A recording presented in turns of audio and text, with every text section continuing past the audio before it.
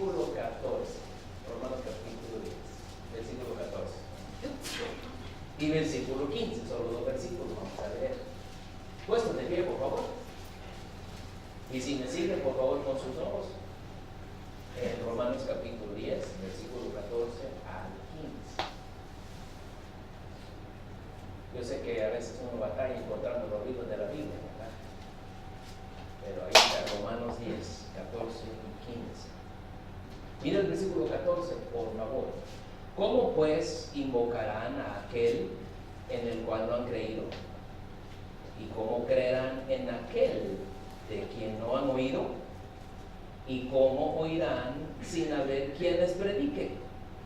¿Y cómo predicarán si no fueren enviados? Como está escrito, cuán hermosos son los pies de los que anuncian la paz, de los que anuncian buenas nuevas.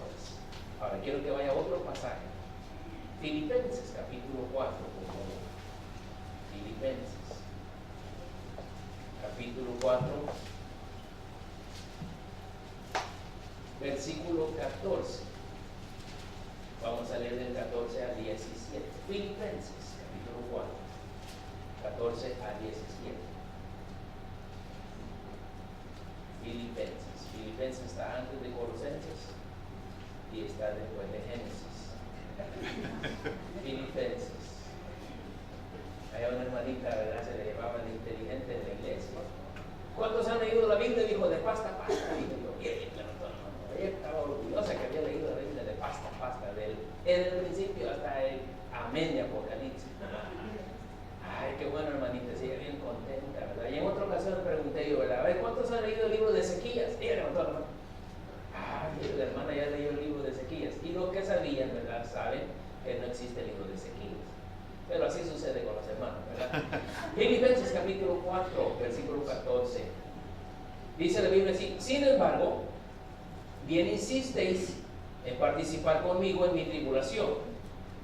Y sabéis también vosotros, oh filipenses, que al principio de la predicación del Evangelio, cuando partí de Macedonia, ninguna iglesia participó conmigo en razón de dar y recibir, sino vosotros solos.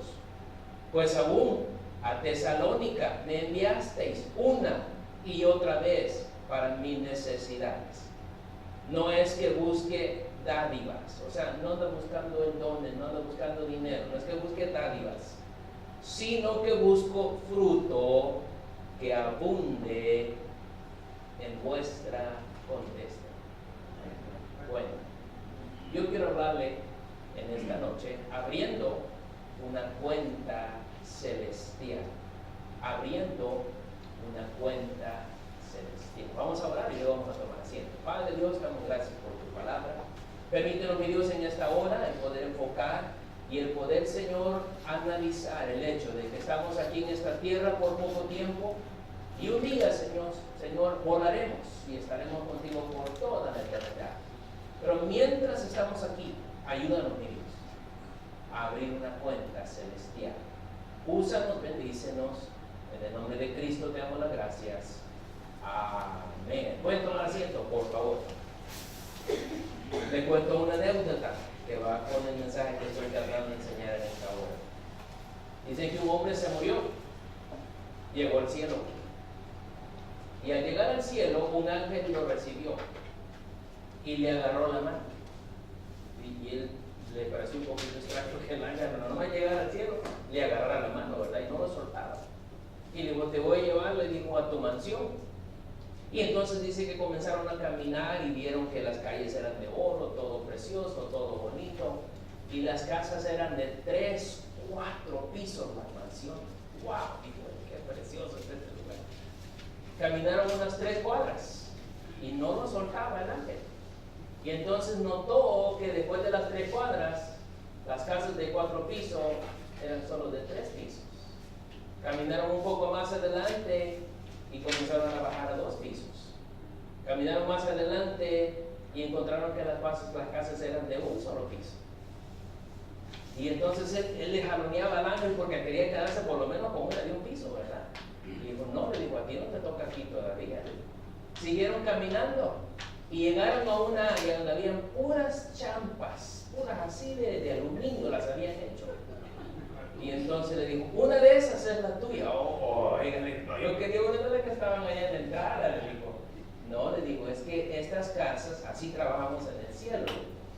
Estas casas se hicieron con el dinero que mandaron. Y como tú no mandaste, te tocó allá al final. A veces es una anécdota para contarle lo que voy a hacer en este mensaje en esta hora. En Romanos capítulo 10, versículo 14, hay 4 preguntas que son preguntas retóricas, es decir, no necesitan respuesta. La siguiente pregunta nos da la respuesta a la primera. Véanlo conmigo allí en el versículo 14. Miren la primera pregunta: ¿cómo pues invocarán a aquel en el cual no han creído? La respuesta está en la siguiente pregunta: ¿y cómo creerán en aquel de quien no han oído? Para que alguien crea, tiene que oír. Luego la siguiente pregunta: ¿y cómo oirán sin haber quien les predique? Para que la gente oiga, alguien le tiene que predicar. Les predican el evangelio, la gente oye y la gente cree, y entonces la gente es salva, así de sencillo. Pero hay una pregunta más, versículo 15, mírenlo. ¿Y cómo predicarán si no fueren enviados? Entonces, para ir a predicar tenemos que ser enviados a predicar. Ahora, el método de Dios para alcanzar al mundo es por medio del evangelio. El evangelio significa buenas nuevas. No podemos negarlo ni menos ocultarlo. Tiene que ser proclamado, ya sea en forma escrita, con un tratadito, o más bien en forma predicado por una voz, y debe ser escuchado por oídos. El verso 14 comienza con una pregunta retórica que no necesita respuesta, pues el escritor mismo responderá más adelante. Más bien es una pregunta para despertar nuestro pensamiento o nuestro razonamiento. ¿Cómo puede alguien invocar el nombre del Señor sin creer? Sería imposible. Pero a raíz del mensaje del Evangelio, todos pueden creer. La clave es que la gente escuche el Evangelio, o escuche un plan de salvación, o las buenas nuevas de salvación. Ese mensaje puede ser el camino romano, puede ser el plan de salvación, puede ser el libro sin palabras, puede ser la ruta de Isaías o el Evangelio según San Juan, etcétera, etcétera. Asegúrese que el mensaje incluye la muerte, el castigo por el pecado, la sepultura y la resurrección de Cristo de entre los muertos. Eso es lo que es el Evangelio: la muerte, sepultura y resurrección de Cristo. A menos que alguien no entienda que es pecador, no puede ser salvo. Amen. Necesita saber que está perdido. Alguien que está perdido necesita ayuda, pero alguien que no está perdido no necesita ayuda. Entonces hay que perderlo, por decirlo de esa manera, para poder salvarlo primero. Ese es el Evangelio. Para que la gente escuche, debe haber una voz que le comunique, que le predique el Evangelio, o se lo cuente en forma de historia. Las hermanas que enseñan en la escuela dominical, a los niños, muchos de los niños de nuestra iglesia, la mayoría de mis hijos fueron salvos en la escuela dominical. Una maestra les enseñó y ellos fueron salvos. No pueden invocar sin creer, no pueden creer sin que alguien les predique o les cuente la historia de Cristo. Ahora, el verso 15 dice: ¿cómo predicarán si no fueren enviados? Jesús vino a predicar su evangelio. Él escogió un grupo de 70 y los envió de 2 en 2 que fueran a predicar. De esos 70, Él escogió a 12 para que fueran sus apóstoles. La palabra apóstol significa enviado.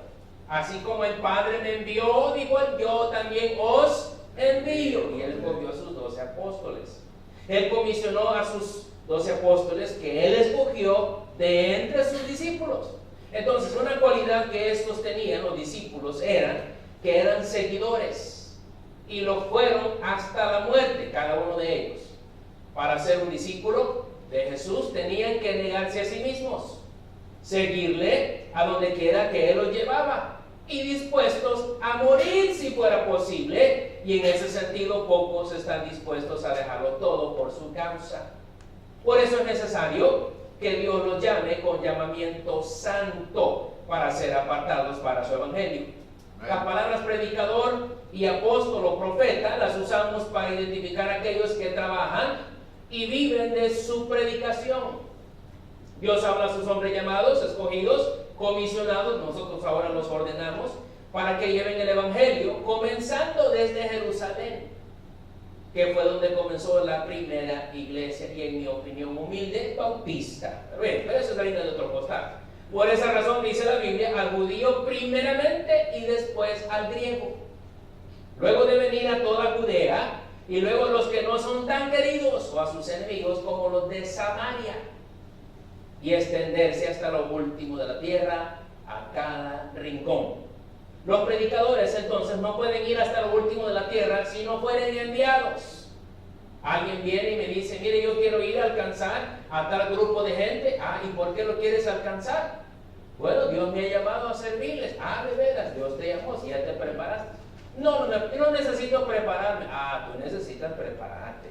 Amén. Porque el diablo es astuto. Así es. Y mire, necesitas saber cómo, por lo menos un poco de homilética, un poco de hermenéutica, un poco de soteriología. ¿Qué es eso, pastor? No se preocupe, vaya al seminario y va a aprender todo. Amén. Entonces, uno necesita saber esas cosas, porque si no, mire, uno se enfrenta al diablo al primer trancazo, al primer round, te dan, así como le fue con McGregor y ¿cómo se llama? El Money Mayweather, ¿verdad? No sé si vio la pelea. No, usted no miren esas cosas, ¿verdad? Bien, entonces los predicadores son enviados hasta ir hasta lo último de la tierra. Las palabras predicador profeta las usamos intercambiadas. Van hasta lo último de la tierra. Si no fueren enviados o financiados, los predicadores no pueden ir hasta lo último de la tierra si no fueren enviados primero o financiados para poder vivir en un campo extranjero, a menos que tengan el sostén económico necesario. Ahora, esto es algo que tal vez algunos de ustedes no están conscientes al respecto, pero un misionero va a un país a llevar el evangelio, el que nosotros predicamos en las calles el día de hoy. Va a otro país, a otra frontera, pero muchos de ellos no pueden trabajar o devengar salario en un país extranjero. En El Salvador, allá no le permiten a un americano trabajar.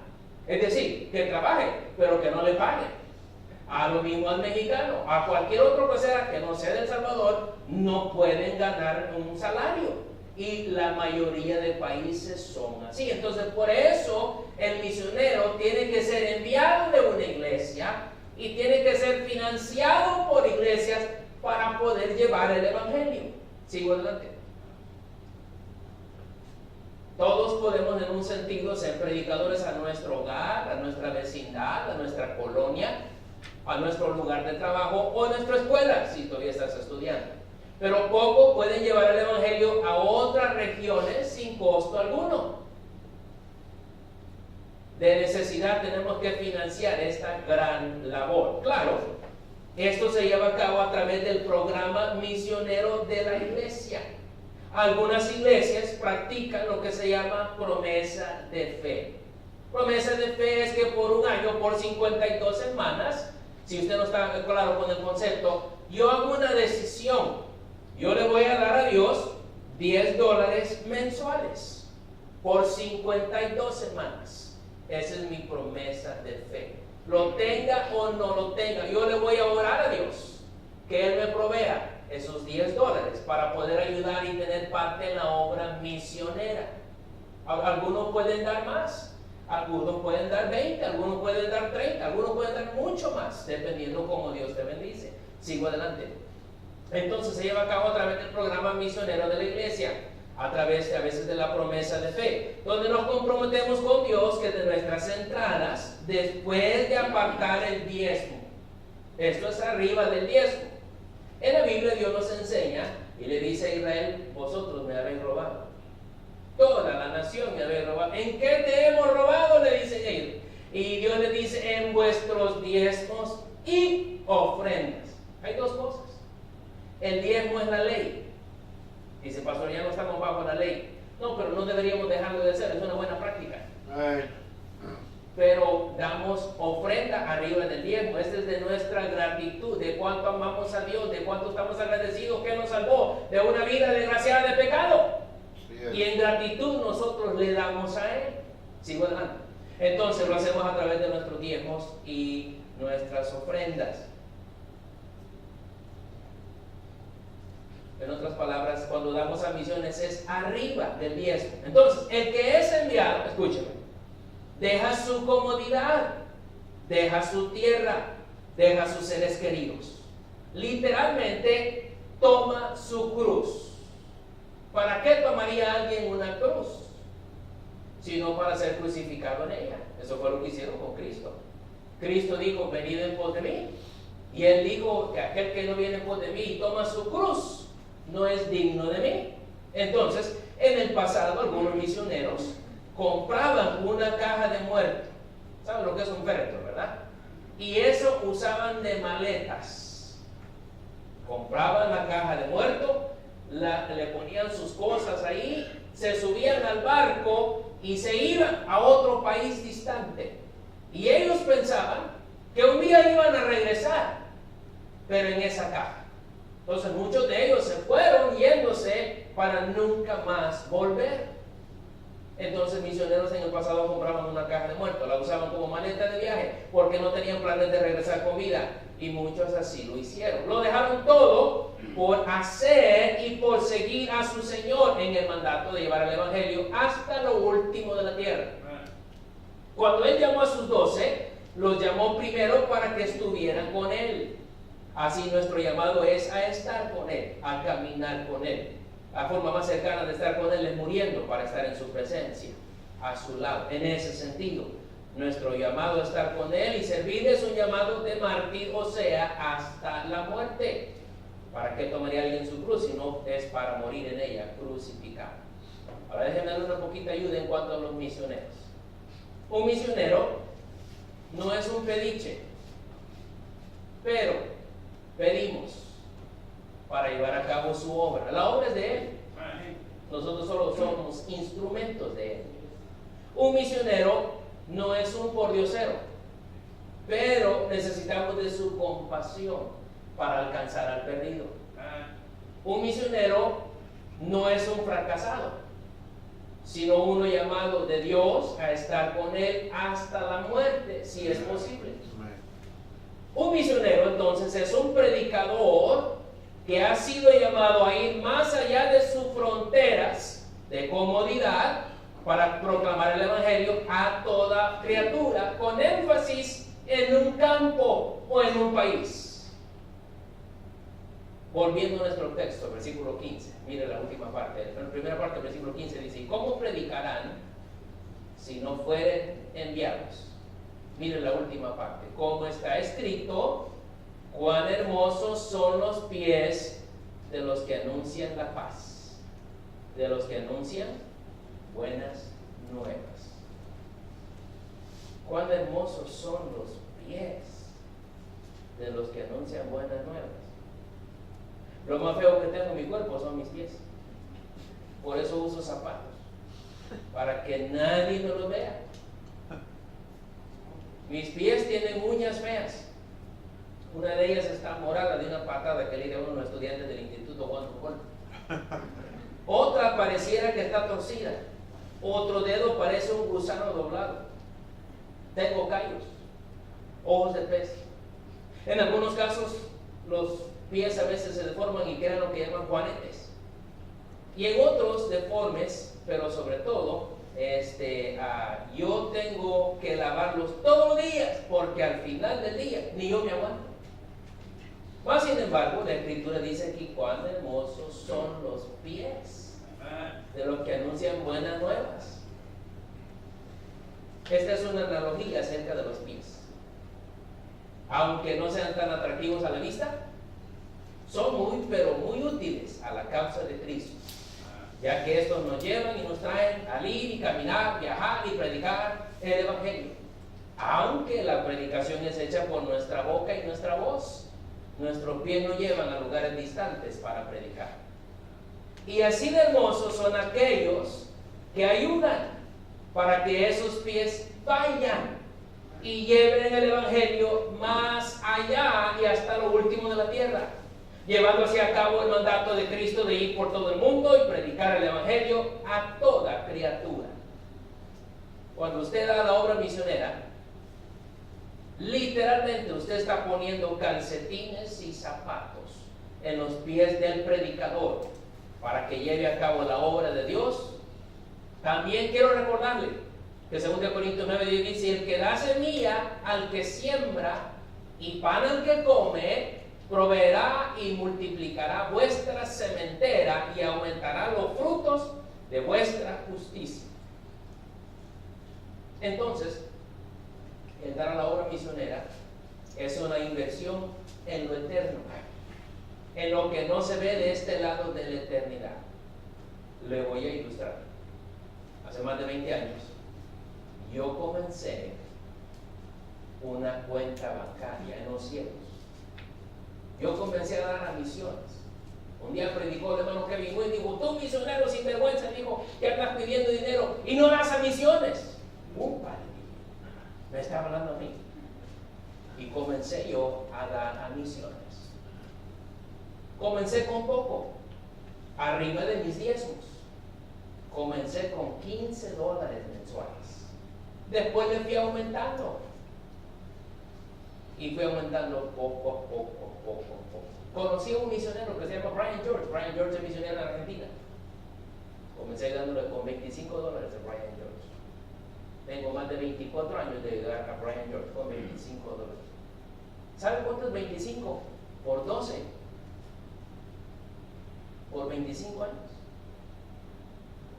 Es una buena plata. Son un poquito más de $4,000. Pero no solo me quedé con Brian George. Conocí a un misionero que se llama Samuel y Alicia Esquivel, misioneros a Israel. Comencé a ayudar a ellos con $50. Ese es mi dinero, ¿ok? Lo que Dios me ha dado. 50 para Samuel Esquivel y su esposa, 25 para Brian George. Después conocí a otra pareja. Él se llama Marco y ella se llama Mari Turriza, misionero a los niños de México. Comencé a ayudar a Marco y a Mari Turriza con $50. Lleva la cuenta: 50 y 25 y 50. Son 125. Conocí a otra pareja. Él se llama Jonathan y Jenny Ashcraft, alcanzando a los regiomontanos. ¿Cuántos son de Monterrey aquí? ¿Alguien